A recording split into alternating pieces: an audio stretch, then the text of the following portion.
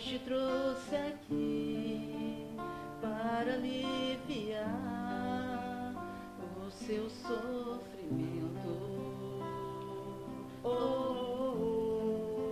Ele é o autor da fé, do princípio ao fim, em todos os seus tormentos. E ainda se vier noites traiçoeiras, se a cruz pesada for, Cristo estará contigo. E o mundo pode até fazer você chorar, mas Deus te quer sorrindo. E ainda se vier noites traiçoeiras, se a cruz pesada for, Cristo estará contigo. E o mundo pode até fazer você chorar, mas Deus te quer sorrindo.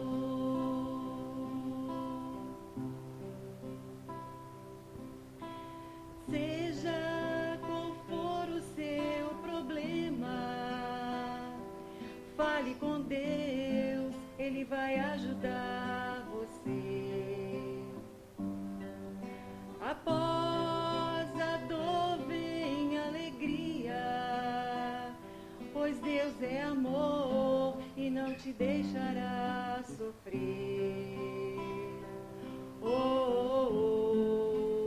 Deus te trouxe aqui para aliviar o seu sofrimento. Ele é o autor da fé, do princípio ao fim, em todos os seus tormentos. E ainda se vier noites traiçoeiras, se a cruz pesada for, Cristo estará contigo. E o mundo pode até fazer você chorar, mas Deus te quer sorrindo. E ainda se vier noites traiçoeiras, se a cruz pesada for, Cristo estará contigo. E o mundo pode até fazer você chorar, mas Deus te quer sorrindo.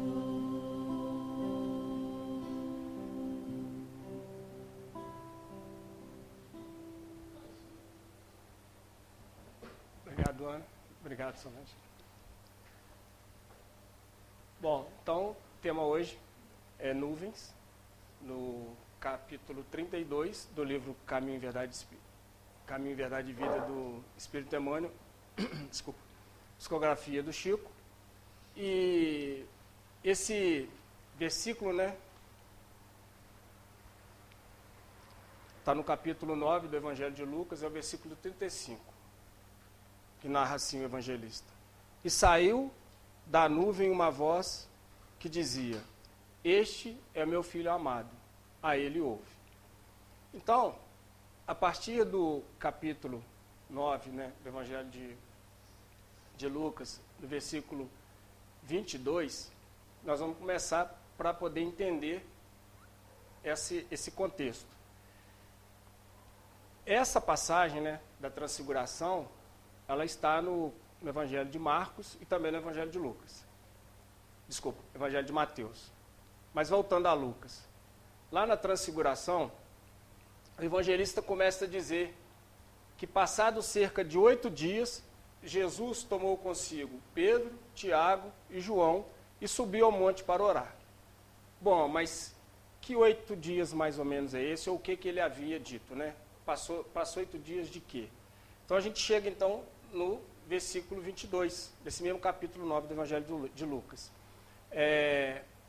Lá está escrito, lá está intitulado o anúncio do Calvário. Na verdade, foi o primeiro anúncio, porque depois teve outro anúncio, outra previsão do Calvário, em que Jesus diz mais ou menos essas coisas, que era necessário que ele sofresse nas mãos dos homens, que ele fosse rejeitado pelos anciãos, pelos sumos sacerdotes e pelos escribas, e que ele passasse pelo Calvário e que ressuscitasse, reaparecesse no terceiro dia.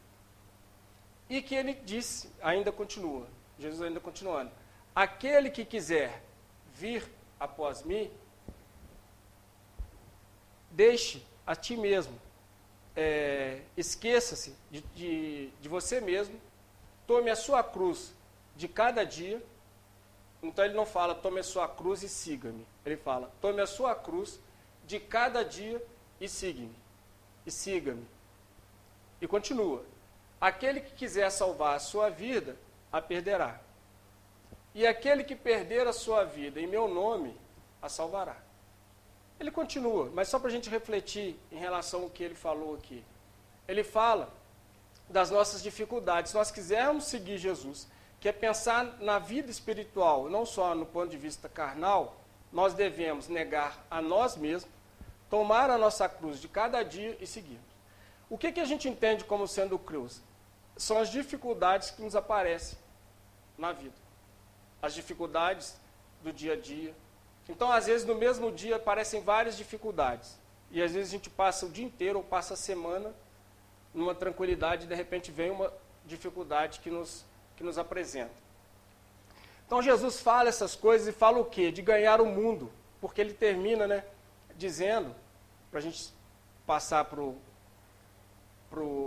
a transfiguração, ele termina dizendo, aquele que quiser salvar a sua vida perderá. Se eu der muita importância para as coisas materiais, para o meu corpo físico só, ou para o meu bem-estar aqui, eu vou perder essa oportunidade reencarnatória. Então, como espírito imortal, eu deixo, então, de crescer. Eu deixo, então, de aproveitar a oportunidade. E aí, chegando, então, na transfiguração, narra o evangelista que Jesus chamou com ele Pedro, Tiago e João para subir ao monte para orar. E o que aconteceu quando chegou lá em cima? Jesus começou a orar, certamente começou a orar, e nessa, essa ligação com o alto o fez com que as suas vestes, que já eram brancas, se tornarem mais alvas, mais claras ainda, e seu rosto se resplandecia, narra o evangelista. Os discípulos dormiram. Então, quando Jesus nos propõe que oremos, nós muitas vezes dormimos, nós perdemos a oportunidade dessa conexão. E quando nós começamos a orar, a gente vai elevando as nossas vibrações e nos conectamos com o alto.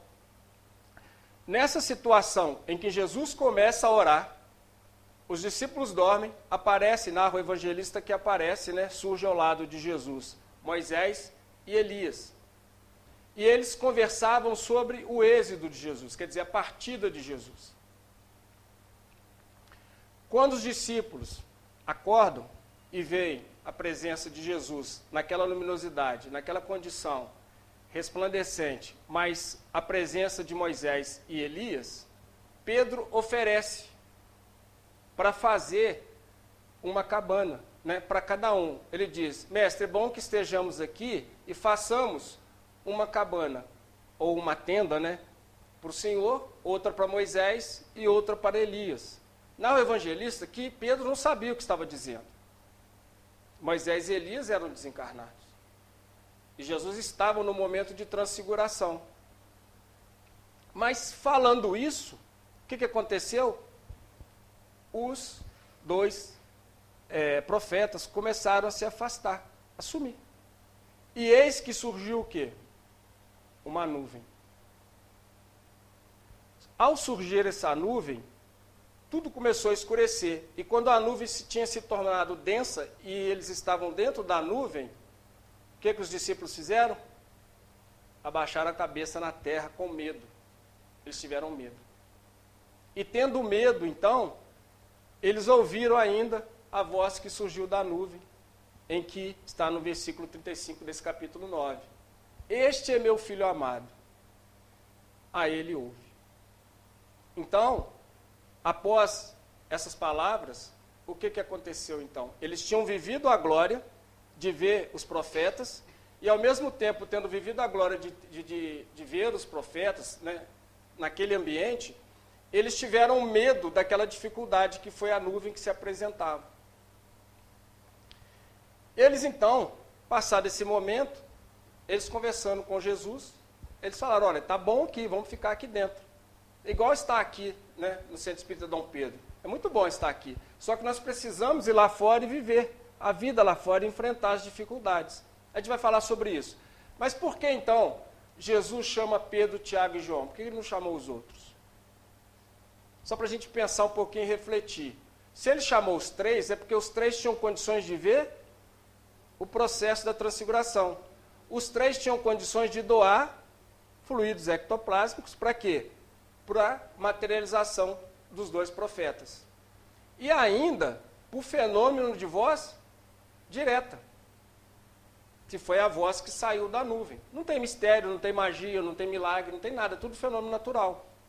Bom, ainda assim, nessas circunstâncias, que era tão clara para eles, né, eles achavam que os dois estavam encarnados.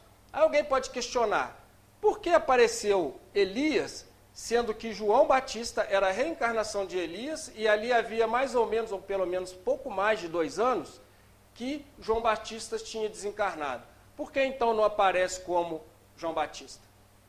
Só para a gente pensar um pouquinho, não é? Porque eles tinham como referência aquele que já morreu. Nós costumamos na Terra dar valor para aquele que já morreu.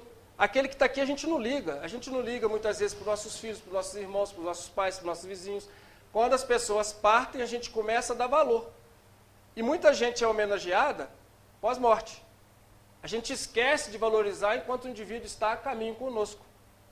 E nessa situação, então, nós trazemos o quê? O exemplo do próprio, né, da própria Bíblia, que os profetas só foram reconhecidos pós-morte. Nenhum profeta foi reconhecido enquanto encarnado. Então, por isso aparece Moisés e Elias. Mas como eles identificaram, então, Moisés e Elias, se eles não conheceram? Elias tinha vivido há mais tempo, Elias tinha vivido há mais tempo, cerca de 400, 500 anos. Moisés lá para trás, como é que eles sabiam? Porque nós nos comunicamos pelo pensamento e espiritualmente. Naquela circunstância ali, eles viveram a sua glória, viveram uma glória, aproveitaram. Mas aí, eles queriam ficar lá em cima. Mas Jesus fala, é necessário que desçamos. Então eles desceram. Saíram para enfrentar as dificuldades. Qual que é o próximo subtítulo? Então, seguindo aí do capítulo 9. A cura do endemoniado epilético. O que aconteceu? Quando chegaram lá embaixo, um senhor, a turba logo juntou, né? Jesus e os 3 apóstolos, discípulos ainda, né? A turba juntou e um senhor gritou, né? Narra o evangelista, eis que um senhor, ou um varão, né? Gritou, mestre, eu pedi a seus discípulos que curassem meu filho, e eles não o conseguiram. Meu filho sofre, é ungênito, quer dizer, é o único filho. Ele sofre com um espírito que o apodera dele e o joga na água, joga no fogo, não é? E o dilacera. E com muita dificuldade se afasta. Aí Jesus traz essa exclamação, né? Ó raça de gente incrédula e imperfeita, no sentido de que ainda fazer as coisas erradas e não ter a fé necessária, porque depois ele explica mais para frente. Mas, voltando então nesse ponto, Jesus faz essa exclamação e ainda exclama com essa pergunta, até quando estarei convosco? Até quando suportareis? Então, até quando, né? A gente sabe que vai ser sempre, Jesus vai estar sempre nos esperando. Mas quando é que nós vamos nos preparar para aproximar de Jesus? Jesus faz o que então? Com o pedido daquele pai que estava sofrendo. Fala com ele, traga seu filho aqui. Jesus não foi lá. Ele falou com ele, vem cá. Então, Jesus, ele está para a gente. Nós é que temos que ir até ele. E o pai, então, começa a levar o seu filho até Jesus. Como todo obsessor faz, né? O que ele faz? Empodera do rapaz, do garoto, joga ele no chão e machuca ele mais um pouco. Até que Jesus encaminha aquele espírito.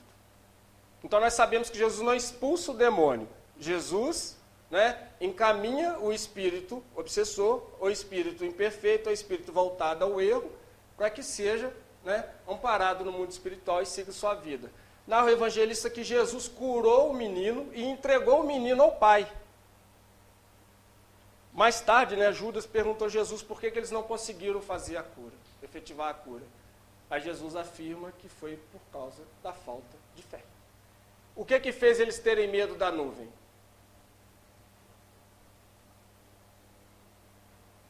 Eles estavam com Jesus. Se eu tiver com o Renato do meu lado, eu fico tranquilo. Agora imagina com Jesus. Imagina. E eles tiveram medo de uma nuvem. Né? Eles tiveram medo de uma nuvem. Nessa circunstância, então, Emmanuel vem analisar esse fenômeno da nuvem, trazendo para os dias de hoje.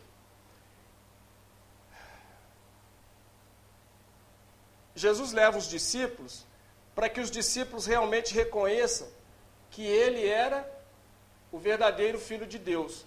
Mas por que ele é chamado de Filho de Deus? Em detrimento das outras pessoas, de nós, seres humanos? Não. Porque Jesus nos ensinou a chamar Deus de Pai Criador. Então, se nós, né, um grande exemplo nosso é o Pai Nosso, se nós chamamos Deus de Pai, se Deus nos vê como filhos, todos iguais, com chances iguais, né, com condições iguais, mas depende da nossa vontade, do nosso querer, do nosso esforço para que a gente consiga conquistar coisas melhores, principalmente do ponto de vista espiritual. Ele então chama Jesus por quê? Jesus era aquele que o melhor representava na terra. E Jesus várias vezes afirmou, eu e meu Pai somos um. Por quê? Ele faz a vontade do Pai que está no céu. Então não é que ele fazia, ele faz. Então quando nós nos colocarmos numa condição realmente de filho de Deus, nós vamos nos sentir filhos de Deus. Vamos nos sentir melhores. Não vamos ter tantas mazelas quanto temos hoje. E os dois, né?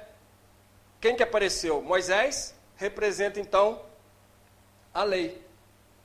Por que Moisés representa a lei? Onde veio o chamamento, né? O novo chamamento para um Deus único, né? Depois da escravidão no Egito, Moisés vem e traz o Pentateuco. Então Moisés representa a lei. Que, né, estão nos 5 livros do Êxodo, Deuteronômio, Levítico, esqueci da Gênesis, tá, gente, que é o primeiro, e livro dos Números. Então, e os profetas trazem o quê? Várias situações, várias circunstâncias. Elias traz um karma, né? Acho que a maioria deve saber desse karma dele na disputa com os sacerdotes de Baal, que o rei Saul, ele vencendo a disputa, ele consegue acender a fogueira lá e fazer um churrasquinho lá do bichinho, enquanto o sacerdote de Baal não conseguiu.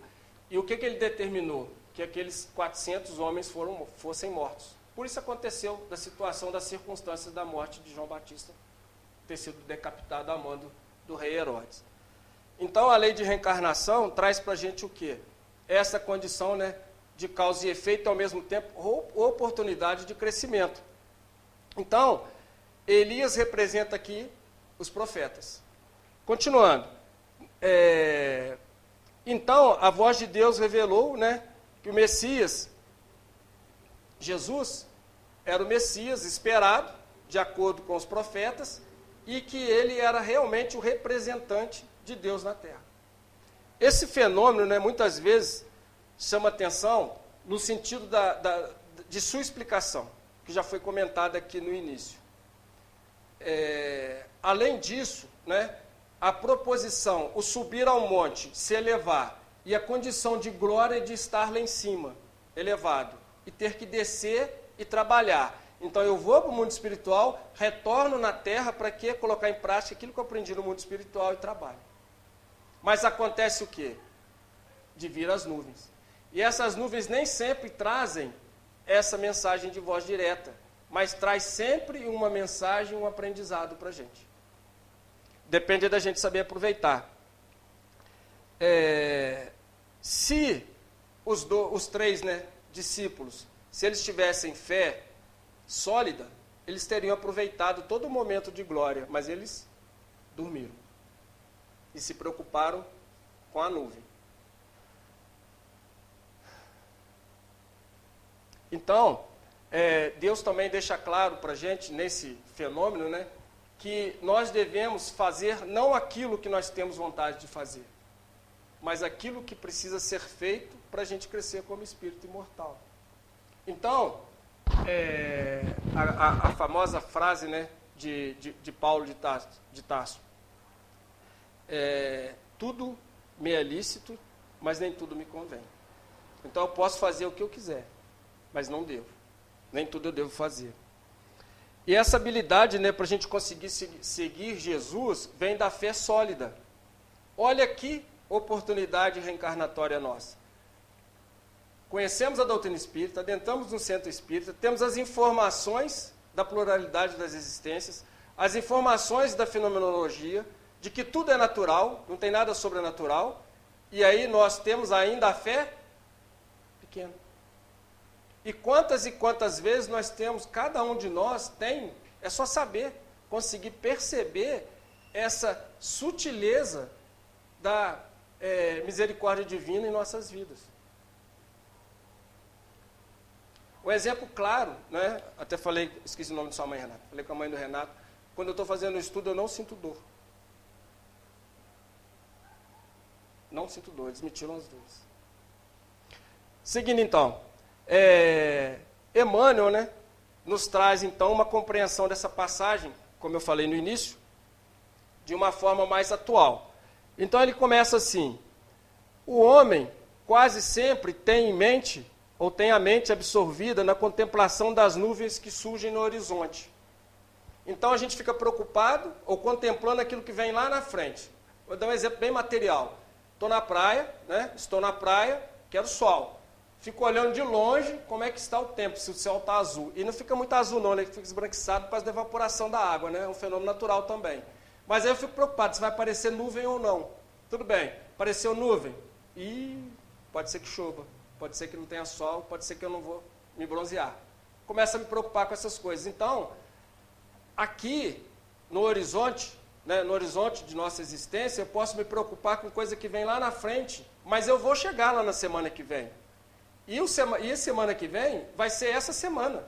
Igual ontem, né, que já existiu, não existe mais, ele se tornou hoje.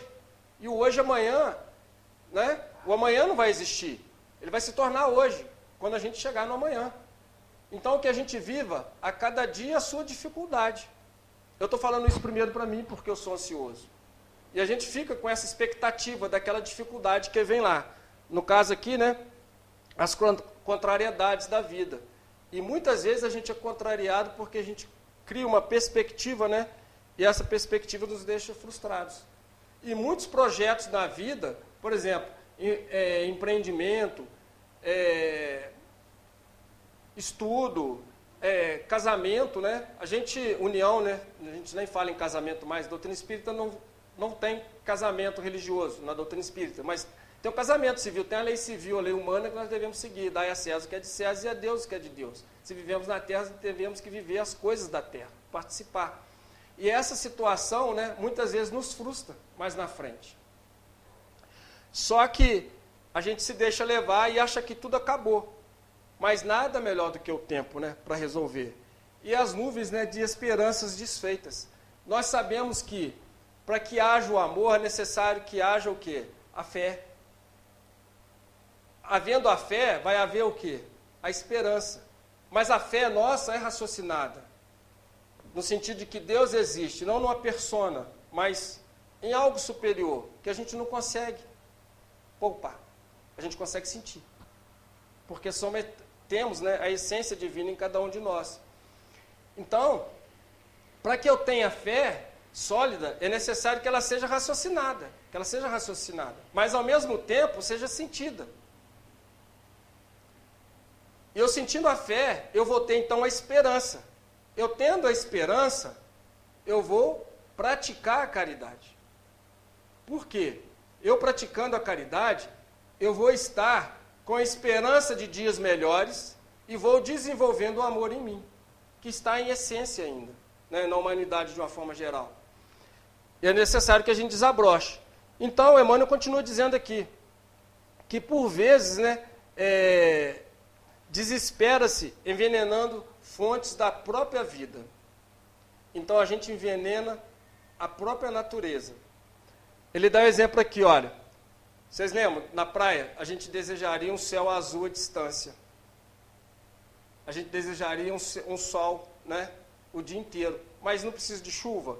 Imagina quem está trabalhando no tempo, por exemplo. Quem está trabalhando na roça, quem está trabalhando na construção civil, quem está trabalhando na limpeza na rua, quem está trabalhando no trânsito. Uma nuvenzinha vem de quê? De frescor. Nem sempre a nuvem significa problema. E muita gente acha a chuva como sendo problema. As coisas que acontecem em relação à pós-chuva não é em detrimento da chuva, não. Em detrimento das más ações do ser humano. E ele continua aqui, né? Que luminosas estrelas, né, embelezam a noite. A gente não quer a noite, né? Na verdade, a gente não quer a chuva para poder sair de noite, para passear, por exemplo. Tudo bem, mas quantas vezes a gente para observar os astros? O Divaldo, né, ele conta que sempre direciona o olhar para uma estrela. Quando eu era criança em Juiz de Fora mesmo, brincava de astrônomo, porque quase não tinha luz, né? E os postes, as luzes dos postes que quando começaram a ter, eram tipo massa de tomate, elas eram vermelhas. Então a gente via muita estrela. E nós víamos, né, Cruzeiro do Sul, a Chave do Céu, as Três Marias, e tudo nós chamávamos de estrela. Só que estrela é aquele astro luminoso que movimenta. Então, se a luz tem uma movimentação, é uma estrela, é um sol. Se não tem, ela é iluminada por outro astro, então pode ser um planeta, ou um satélite, né?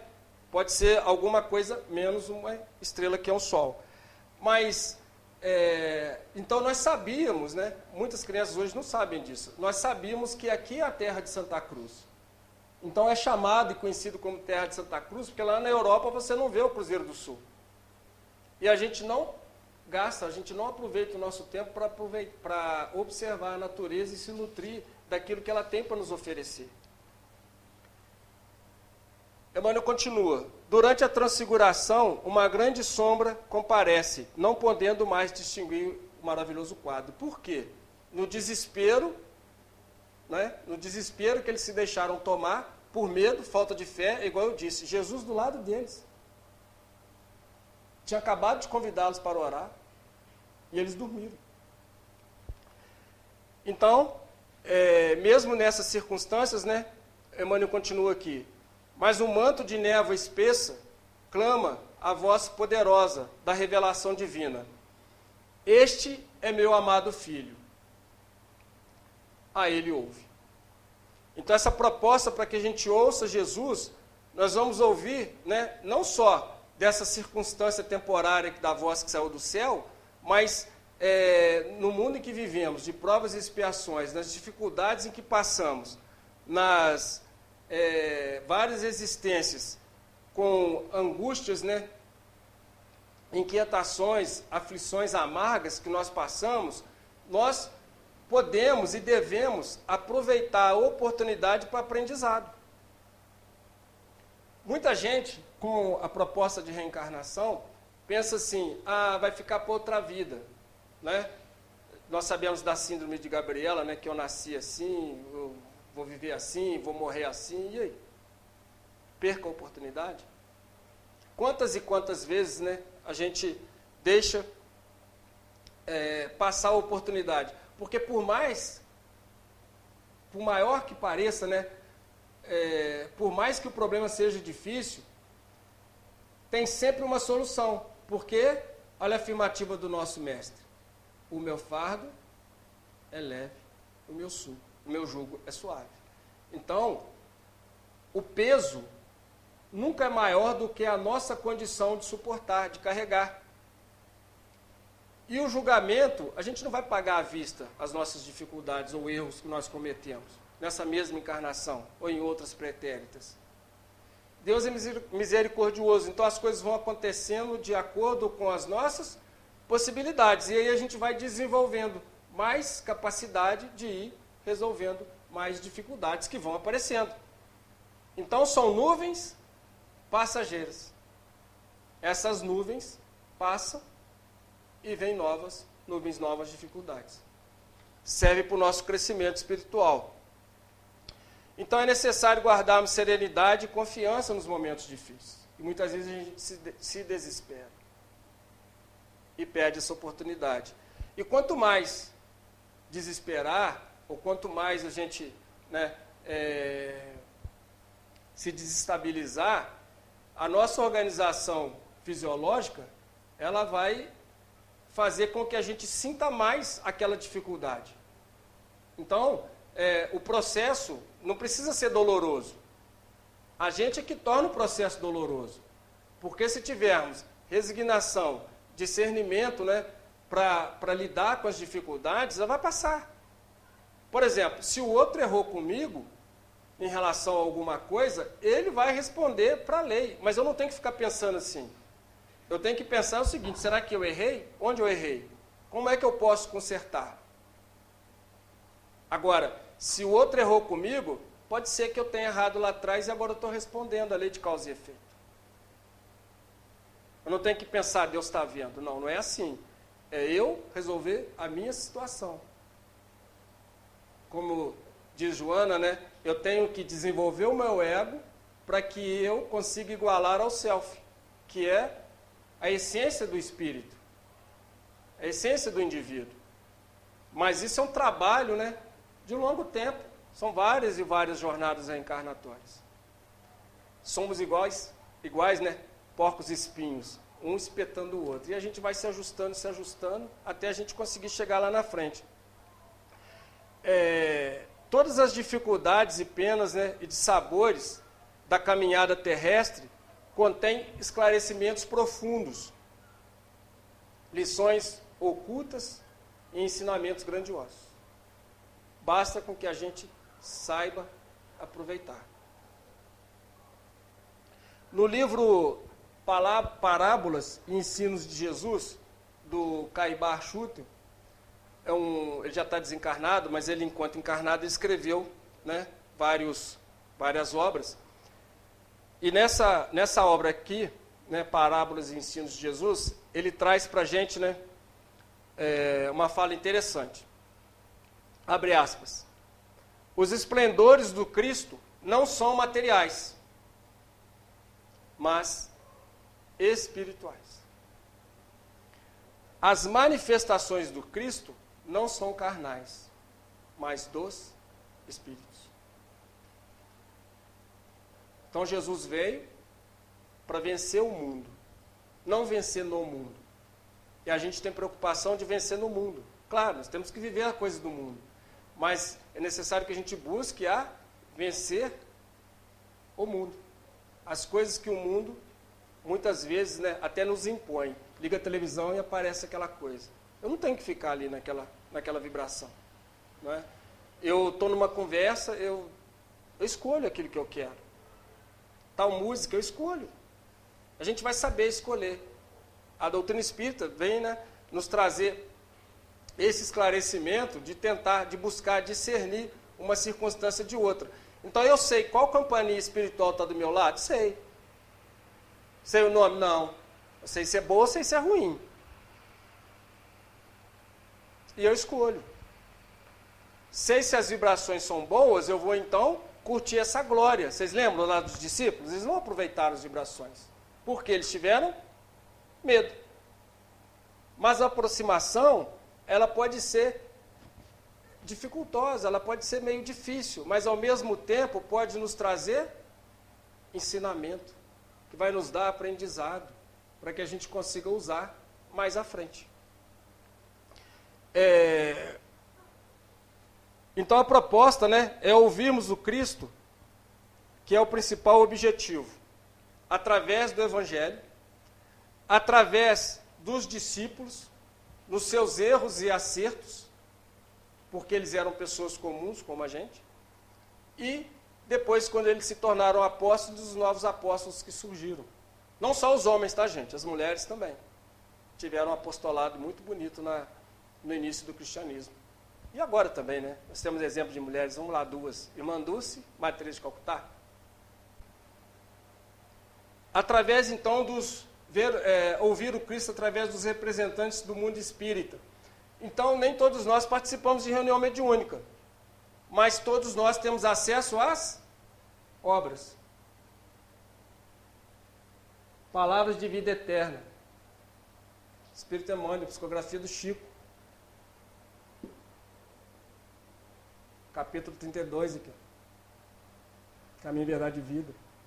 Então, nós temos acesso a livros, a romances, por exemplo, livros espíritas, né? Romances sérios, que traz o quê? Para a gente ensinamento, e a gente pode aprender com aqueles que erraram e com aqueles que acertaram. No livro O Consolador, o mesmo Espírito Emmanuel, é até engraçado, até estranha essa situação, gente. Em 1949, um espírito sugeriu que os estudiosos do grupo espírita Luiz Gonzaga fizessem perguntas, né, questionamentos para o Emmanuel. E aí, não foi o Emmanuel que sugeriu isso não, foi outro espírito. Aí que o Emmanuel ia respondê-los tais questões. E em 1940, então, foi lançado o livro Consolador. O que eles fizeram? Os estudiosos do grupo espírita Luiz Gonzaga, que o Chico participava, montaram perguntas, estudiosos também de outros grupos ligados a eles, mandaram perguntas, o Emmanuel, como caprichoso que pegou essas perguntas, né, fez em relação a assuntos, então tem vários subtítulos, ele ligou as questões aos subtítulos e surgiram, então, 411 questões, com 411 respostas em 1940, lançado o livro Consolador. É estranho, né? Falar assim, poxa, fizeram essa pergunta para o Espírito e aí o Emmanuel levou para casa. É meio estranho, mas tem sua lógica. Por quê? Porque nós temos essa necessidade física de escrever, de falar. Mas o Emmanuel, com mais recursos, claro, né? Muito mais adiantado que a gente ainda no mundo espiritual, ele faz essa organização e dita o livro para o Chico. E aí, na questão 310, foi feita a seguinte pergunta para o Emmanuel. A transfiguração do Senhor é também um símbolo para a humanidade? Se a gente pensar de uma forma superficial, a gente fala assim, mas que pergunta, né? Se a transfiguração é um símbolo para a humanidade, está lá no Evangelho. Se está no Evangelho, qual que é a resposta? Abre aspas. Todas as expressões do Evangelho possuem um significação, todas as expressões do Evangelho possuem uma significação divina. No Tabor, contemplamos a grande lição de que o homem deve viver a sua vida, ou a sua existência no mundo, sabendo que pertence ao céu, por sua sagrada viagem no mundo carnal, sendo indispensável, desse modo, que se desmaterialize, se desprenda das coisas materiais, a todos os instantes. Não é por semana, não é anualmente, não. Vou me tornar uma pessoa melhor no início do ano. Não. É a todos os instantes. para que se desenvolva em amor e sabedoria, na sagrada exteriorização da virtude celeste, que está inerente a cada um de nós, em estado latente, mais ou menos latente, né? Aí Emmanuel encerra dessa forma: anjos, germes lhes dormitam o coração. Obrigado por me ouvirem. Jesus abençoe a todos.